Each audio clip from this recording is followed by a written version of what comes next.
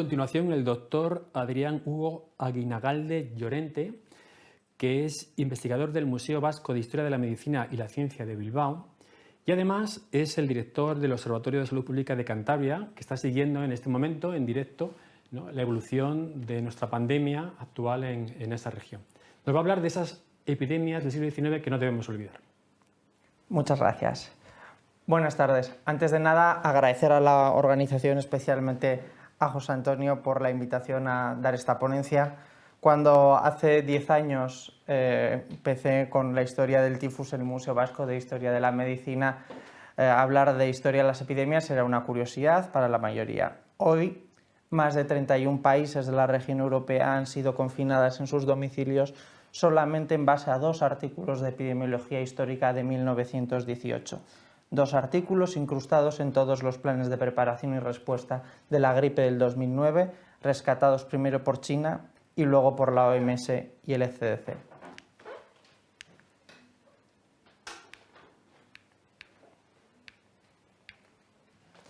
History matters, la historia importa y no es una frase hecha, no solo porque sea la aproximación más integral, antidogmática y crítica para acercarse a un fenómeno, capaz de abrazar desde lo cuantitativo a lo cualitativo, sino porque construye conocimiento, que no exactamente lecciones, con utilidad real para la interpretación de la realidad y también para la propuesta y toma de decisiones, como hemos podido ver. A modo de introducción podemos decir que si la peste domina desde la caída del Imperio Romano hasta la peste de Marsella en 1720 y el tifus desde las contiendas renacentistas de la Europa continental hasta las grandes guerras mundiales de principios del siglo XX, son las infecciones respiratorias agudas las que han ido haciéndose su espacio desde el primer tercio del siglo XIX hasta la actualidad. Controladas las epizootias, eliminados los factores urbanos que favorecían las enfermedades fecohídricas, las infecciones respiratorias agudas han encontrado su hueco, sea en forma de epidemias estacionales o pandémicas de gripe, la bronquiolitis, el SARS o el actual SARS-CoV-2.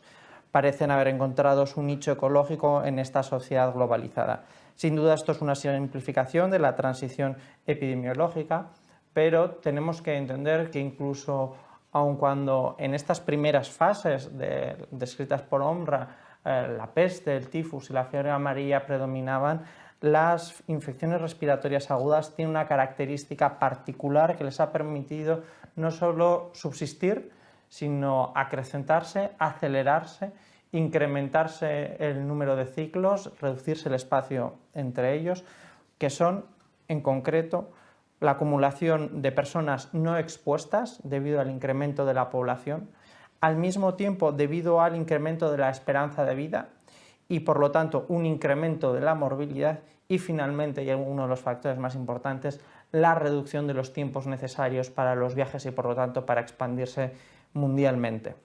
Esto es lo que hace que frente a epidemias realmente olvidadas como la de la peste, aunque seguimos teniéndola en Madagascar, las gripes sean hoy en día pestes realmente presentes en la actualidad, incluso en fases 4 y 5 de la transición epidemiológica. Brevemente podemos decir que la mayor parte de ellas se transmiten a través de las gotículas y en este caso también a través de los aerosoles, y aunque los principales factores que favorecen la epidemia son propios de finales del siglo XIX, tenemos algunas ya bastante presentes desde finales del XVI. En concreto, la epidemia de coqueluche de 1510, según algunos, se podría llegar a considerar la primera pandemia por una infección respiratoria aguda. Bueno, el que tuviera magnitud pandémica podría ser debatible por el alcance intercontinental, pero no global, que llegó a tener, pero fue así bautizada y así llegó a la imprenta. Y en 1557, bajo el nombre de catarro, llegará hasta las Américas a través de las vías de comercio de la monarquía hispánica y el imperio portugués, y desde entonces hasta la edad contemporánea se van encadenando epidemias inusualmente intensas y normalmente coincidentes con acumulación de susceptibles, es decir, de personas no expuestas, y al mismo tiempo de mutaciones del virus, con una estacionalidad marcada en los meses de diciembre, enero y febrero, y acompañada con un incremento de la mortalidad no siempre fácil de discernir. Este es uno de los últimos trabajos que hemos podido realizar, es la gripe 1708 a 1711, esta gripe llamada en su momento epidemia reumática y que es posiblemente una de las mejores descritas del siglo XVIII, azotó en un clásico eje este-oeste, es decir, proveniente de Rusia para extenderse por el resto de las capitales, y hemos sido capaces de encontrar algunos signos en el caso de la provincia de Guipúzcoa, una de las más cercanas a la frontera con Francia. Es verdad que no encontramos sobremortalidad entre 1708 y 1709, pero sí que empezamos a verla en el invierno de 1710 y 1711, con un índice de Dupacquier modesto, no excesivamente elevado, pero que en 1711 y especialmente entonces ya alcanza la magnitud de una crisis media. Frente al patrón observado en la península, que impactó probablemente por la vía mediterránea en Sevilla y Granada entre 1708 y 9, el retraso que se observa en el norte podría estar unido probablemente por su conexión con el arco atlántico. Pero entramos en las epidemias olvidadas del siglo XIX, vemos a la izquierda una representación de la gripe rusa. Nosotros no tenemos problemas en historia por ponerles nombres de los países donde fueron descubiertos, no decimos la mal llamada gripe rusa, no pasa nada, aunque lo digamos con la española, y a la derecha tenemos la gripe de 1848. En concreto hay varios ciclos muy confusos y difíciles de discernir sobre los cuales los epidemiólogos no nos hemos puesto de acuerdo si pertenecen al mismo ciclo o no, pero más o menos siguen todas un ciclo relativamente similar, como hemos comentado, este-oeste, normalmente Rusia, algunas con unas morbilidades bajas y otras en cambio más elevadas, en concreto la de 1833, lo cual ha hecho pensar que es posible que se trate de una siguiente onda del mismo ciclo, pero ya en 1847 y 1848 sí que nos encontramos una gran pandemia con una afectación importante en toda Europa, con una morbilidad, es decir, con una afectación de casi el 25% en Londres, en Ginebra de 1/3 y en París entre un 25 y un 50%. Nuestra pequeña aportación sobre el siglo XIX es intentar discernir si hemos encontrado algún rastro de este ciclo en 1830 al 36. Algo parecemos observar, un exceso de mortalidad en 1836, pero por el momento no podemos afirmar que dispongamos de datos en esa dirección. Queda claro que lo que ocurre en 1828 está asociado al cólera y que, por lo tanto, además en una situación de guerra como las guerras carlistas, es bastante complicado discernir que los excesos de mortalidad se puedan deber a una epidemia. Pero bueno, la de 1847-48 tiene como características que alcanza Europa, Norteamérica, las Indias Orientales y Brasil. En la práctica, casi todo el globo que está conectado a través de los imperios comerciales. Tuvo su origen probablemente en Rusia, aunque también se habla del Imperio Otomano porque tenemos dos puntos de entrada distintos, una elevada morbilidad, es de las más elevadas que se ha visto en muchísimo tiempo y es la primera con interés periodístico. Se habla de que esta es la primera pandemia que entra con la prensa, luego se hablará con la siguiente, que la de 1889 fue la epidemia del telégrafo. Y además es introductor del primer sistema de vigilancia epidemiológica a través del exceso de mortalidad con FAR, es decir, a través del número de fallecidos diarios totales y la comparación con el año anterior. Nos sonará de momo lo que hemos vivido con la COVID, un sistema de vigilancia clásico, tradicional, basado en muertos totales, que sigue funcionando, que es eficaz y que probablemente sea el más rápido y más certero. Nunca las tasas de mortalidad específicas por una infección respiratoria aguda encajan con los excesos de mortalidad, ni entonces ni ahora. Y sobre su relación con la epidemia de 1889 hay muchísimo escrito. No sabemos si realmente pudo influir en esa acumulación de casi una generación de no expuestos, pero es posible. Hay diversas noticias en el Diario de Avisos de Madrid donde se habla de cómo va entrando la epidemia, aunque en principio, y de hecho como curiosidad se quiso relacionar que había pasado previamente el cólera. Vemos posteriormente el momento en el que se extiende. En este caso en concreto es verdad que no se abordó con tanta alarma como en otros lugares y ya vemos que más o menos para 1848 la epidemia de gripe se había considerado desaparecida. En concreto nosotros lo hemos estudiado en el caso del País Vasco y vemos efectivamente en el gráfico de forma muy evidente que tenemos hacia el mes de enero-febrero un exceso de mortalidad, utilicemos el índice que utilicemos, y que probablemente alcanzó el País Vasco entre enero y febrero de 1848. Como suele ser habitual, suele entrar por Guipúzcoa y por la frontera por Irún y suele extenderse por ahí. Probablemente llegó primero a las capitales y tuvo menor impacto en las capitales, llamativo, exceptuando en el caso de Vizcaya, que sí que lo tuvo, que tenía una zona ya con cierta densidad urbana. Desde las capitales, por lo tanto, pudo extenderse al resto de municipios donde habría alcanzado una mayor gravedad. ¿A qué se pudo deber esta mayor gravedad? Es una de las preguntas que está un poco por responder. Lo que podéis ver en este mapa en concreto es la distribución tanto por el índice de Dupacquier de enero y febrero de 1848. Esta epidemia ha sido especialmente desconocida. La rusa quizás se haya hecho un poquito conocida, pero en 1848 no está muy reseñada en la literatura. Podemos observar cómo al inicio son los núcleos urbanos los más afectados y posteriormente son los rurales los más afectados. Es posible que esto esté en relación, como nos ocurrió con el tifus, con las vías de comunicación. La gripe rusa de 1889 es probablemente la que constituye el paradigma real de las pandemias de gripe y no la gripe en 1918, a la cual hay que poner 1000 excepciones. La primera, una guerra mundial, y la segunda, la mutación final que sufrió la epidemia. Son características propias que no se han vuelto a repetir en ningún momento. La gripe rusa de 1889 sigue ese patrón de origen en la zona de Rusia. Ya sabéis que siempre se ha relacionado con el tema de las aves migratorias, con una difusión a través del Asia Central, probablemente a través de Uzbekistán, y que gracias a su red de transporte terrestre que ya estaba implementada, se desplaza a una enorme velocidad. En concreto llega en diciembre de 1890 a las Américas y en marzo ya está en Australia. Tuvo 2-3 olas, es probable que este sea el patrón de las gripes pandemias más habituales, con una mayor morbilidad en la segunda ola, una mortalidad leve, y sobre el serotipo al que pertenece los debates son muy enconados, dependiendo de si abracemos la teoría del imprinting o en relación a la de 1918, es decir, si les hizo más susceptibles o lo contrario, si les protegió. Humildemente me permitirán a mí abrazar la de que les protegió, dado que fueron los menores de 40 años los más afectados con la gripe en 1918. Es la gran gripe mediática.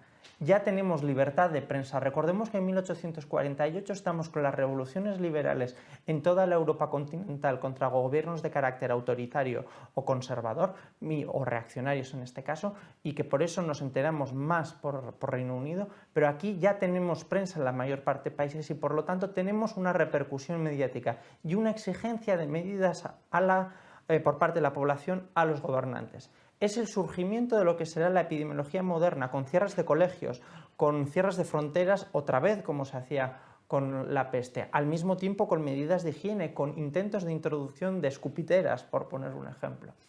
Y también con los fenómenos asociados a la repercusión mediática. Los nuevos medicamentos, la antipirina, una pirazolona en concreto, se difundió a gran velocidad como tratamiento. Es verdad que en parte tiene cierta acción antipirética, sí, pero también provoca en las dosis en las que se ingería, porque se ingería como profiláctico. Nos sonará un poco con la hidroxicloroquina, ¿verdad? Bueno, pues se ingería en semejantes dosis que provocaba hemorragias gástricas y mató más gente, se dice, que la propia gripe. No, eso no se ha podido demostrar. Sobre la posible inmunidad respecto a la gripe en 1918, pues este humilde investigador sigue apostando por ello, pero reputados virólogos hablan más del imprinting. Y tiene como característica el falso descubrimiento del agente causal. Se descubrió el bacilo influenza, o el bacilo Pfizer, que se le echó la culpa de ser el causante, pero realmente era un virus y por lo tanto no era aislable, pero fue la primera vez que se hizo un aislamiento y se quiso poner en relación. Por lo tanto, estamos ante la gran primera epidemia moderna en todos los sentidos, con las vías de transmisión de transporte terrestre y marítimo a gran velocidad. En España entró por 2 vías, por la de Málaga y por la de Barcelona. Probablemente fue la de Barcelona, que conectaba con Madrid a través del ferrocarril, la que causó una mayor morbilidad, gracias a los excepcionales trabajos que se han realizado por parte del CSIC y su Instituto de Demografía Histórica. Tenemos calculada la tasa bruta de mortalidad asociada, incluso la R0, un poquito menor, pero a pesar de eso tuvo un gran impacto. A nivel mundial hablamos de casi 1 millón de fallecidos. Y en lo que podemos observar es que ya tenemos noticias desde finales de diciembre de 1889 y como en enero de 1890 se habla de la ventilación. Nos sonará a todos. El nombre que se utilizaba a mucha gente le hace gracia, dengue o trancazo, pero bueno, la sintomatología tiene cierta similitud, tiene artralgias, la gripe, y de ahí venía un poquito reciente. Antes de esta gripe había habido efectivamente una epidemia de dengue y de ahí venía un poco la confusión. Vemos que hacia diciembre de 1891 y enero de 1892 tenemos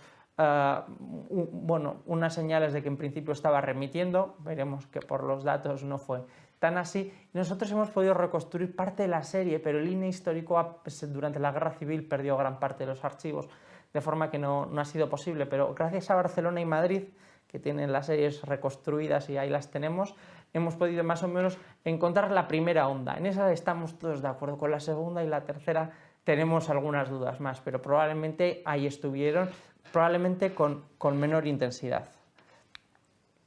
Podemos ver aquí la distribución geográfica, la tasa bruta de mortalidad de las capitales representadas por provincias. Vemos que al inicio golpean mucho Madrid y las provincias de las Castillas, y como en la segunda onda sigue un patrón bastante, en la ola de diciembre sigue un patrón bastante inesperado. Pero bueno, realmente la entrada por las capitales es algo conocido a través de los ferrocarriles y luego la extensión a las provincias limítrofes, pero hay algunas excepciones de algunas provincias marítimas que no somos capaces de explicar del todo. Tuvo una gran morbilidad, una elevadísima mortalidad, al menos hubo 2 ondas, de diciembre a enero de 1889, y lo mismo siendo la segunda probablemente la principal. Llama la atención que en el caso de Madrid fuera principalmente la primera la que impactara, tanto que incluso se habla de una única onda. En el caso del País Vasco también la hemos estudiado y solo unas pinceladas. Al inicio tenemos estas confusiones, unos llamamientos a la tranquilidad, es sumamente benigno, se dice que hay afectados telefonistas y empleados del ferrocarril, curioso, hay personas que sueñan con ella. Están hablando de que no hay que obsesionarse, siguen los medios intentando tranquilizar, carácter benigno, hasta que ya en 1892, que fue realmente la más importante en el caso de Vizcaya, se habla ya de la gravedad y los médicos ponen de manifiesto, publicando los datos del registro de fallecidos civil, la enorme afectación que sufrió en Vizcaya. En concreto, además, en este caso lo tenemos por causas de la muerte, que es probablemente una de las cosas más complicadas en epidemiología histórica. Nos atrevemos, por lo tanto, a decir que al menos hubo 2 ondas en el caso del País Vasco, terceras, nos surgen muchas dudas, pero hasta aquí hemos sido capaces de llegar. Y brevemente, unos apuntes finales. No sé si podemos decir que hemos aprendido algo. En historia, un historiador contemporáneo diría que no, que la historia no enseña exactamente. El estudio del pasado no modifica exactamente el presente. Aprende las personas y las estructuras, pero cuando hay determinantes estructurales, incluso ecológicos, biológicos, económicos o fuerzas motrices como la globalización que permite viajar de Arabia Saudí a Corea del Sur en el mismo día y extender el SARS, pues es difícil actuar sobre ello. Incluso las organizaciones más avanzadas tienen dificultades para que sus lecciones se aprendan y especialmente se aprendan y permanezcan, que se lo digan a la OMS y sus paneles de evaluación. Ahora bien, a nivel epidemiológico podemos extraer algunas cosas. La primera, que entran a pie cambiado las infecciones respiratorias agudas y especialmente la gripe, es decir, no tienen por qué seguir su patrón estacional habitual. Terminarán estacionalizándose, efectivamente, pero no tienen por qué entrar con su patrón. Y esto es una de las características que vimos también con la COVID. Tienen morbilidades elevadísimas, pero las mortalidades no tanto sur. Y unas diferencias no tan elevadas. Y unas diferencias norte-sur siempre muy marcadas. Hay fenómenos preepidémicos, como la neumonía de Lesanamit en 1917 en Francia. No tiene por qué ser ni el mismo virus, pero cuando los factores que favorecen una pandemia están presentes, otras enfermedades similares o las mismas pueden preaparecer y dar algunas falsas alarmas o alarmas. Suelen finalizar por desplazamiento de serotipo o por integración estacional. no alcanzan la inmunidad de grupo porque no cumplen los postulados de Fox, salvo vacunación con capacidad inmunógena completa y esterilizante. Las medidas de prevención que nos han dejado las conocemos todos, su eficacia siempre dudosa. Cierre de colegios, desinfección de casas y calles y mascarillas. Hoy en día solo nos quedaríamos con las últimas. Entre las medidas de control sabemos que gracias a estas epidemias se aplicaron el estudio de casos y el rastreo de contactos empezado con la tuberculosis y finalmente con la COVID, la vigilancia epidemiológica es probablemente una de las grandes aportaciones que nos ha dejado, que evolucionó a la vigilancia del exceso de morbilidad, finalmente a una vigilancia individualizada y hoy en día a una red vigía y a una red de casos graves hospitalizados, es decir, nos ha dejado mucho, y sobre todo una reforma de los sistemas de vigilancia y legislación sanitaria. La aceleración de este ciclo de pandemias por infecciones respiratorias agudas que se empieza a registrar en el primer tercio del siglo XIX parece haber cogido velocidad en el último tercio y responde en gran parte a factores socioeconómicos, reducción de tiempo necesario para recorrer distancias, primero a través del comercio internacional, tras la Paz de Viena, y luego despegará gracias al ferrocarril terrestre por toda la Europa continental, facilitando el camino a la gripe rusa. Hoy en día es el transporte aéreo lo que nos permite, como pudo ocurrir con el MERS, que dio los mismos fenómenos que el SARS o la gripe pandémica del 2009. Esto ocurre en unas sociedades urbanas con democracias liberales, grandes medios de comunicación, es decir, con un escrutinio por parte de la opinión pública, información de lo ocurrido en otros lugares que genera tensión y por lo tanto miedo, espacio para la controversia, interés mediático, miedo y por lo tanto medidas e intereses contrapuestos, donde aparecen medicamentos milagrosos y expertos también mediáticos, donde la moralización de la enfermedad, como nos ocurrió con el VIH, no es rara y por lo tanto la aplicación de las medidas de prevención complicada y puede reforzar prejuicios y favorecer el estigma, así como ha quedado demostrado que las pandemias sí distinguen de clases y que están atravesados por unos determinantes sociales muy claros. Sabemos, por lo tanto, que no tenemos balas milagrosas y que las medidas que tenemos se parecen en exceso a las que teníamos en 1918. Esperemos que la gripe, esperemos que en este caso, a diferencia de aquella gripe, la vacuna de la COVID sea lo que nos saque de esta. Muchas gracias a todos y especialmente a todos los residentes que han colaborado en todos estos trabajos de investigación, Blanca, Cristina, Elena, Alfonso, Dani y especialmente el director del Museo, Antonio Erkoreka, que abrió la senda estudiando la gripe en 1918 durante tantos años. Muchas gracias.